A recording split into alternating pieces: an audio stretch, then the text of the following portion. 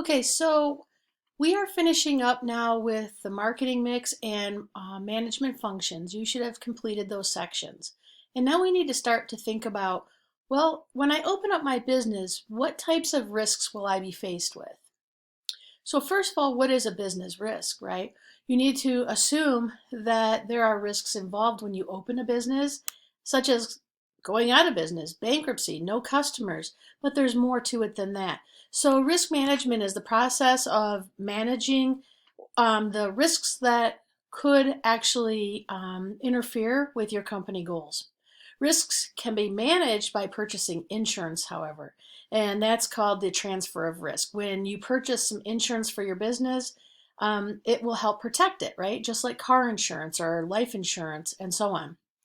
The good thing is insurance for a small business is very reasonable. It's usually about, $35, $40 a month, depending on your business though. Okay, so there are three different types of risks that I want you to talk about in your business plan. And the first one is your economic risks. And when we talk about economic risks, we're looking at competition, right? So you're McDonald's and Burger King pulls up and builds a business right next to you, right? So competition, or it doesn't have to be like that. It could be a form of entertainment. So let's say that you're a roller rink and maybe a movie theater is coming into your nearby neighborhood. So that's competition. Also, like changing consumer lifestyles. So if I was maybe selling hamburgers, for example, and all of a sudden there's a huge push in consumer lifestyles to eat vegan, then that would definitely affect my business, and I would have to compensate, like White Castle or Burger King when they now sell the meatless burgers, right? Government regulations. I mean, think about COVID.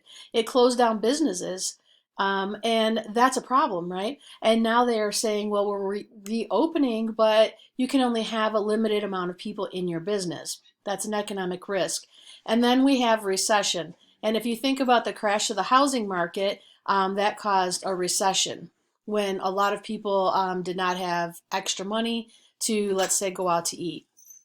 Next, you need to take a look at your natural risks, which could be anything from floods to ice storms, tornadoes, hurricanes, fires, earthquakes, and so on, depending on your geographic location. And then human risks, which will take a look at maybe your employees are stealing from you or slip and fall from your customers, and so on.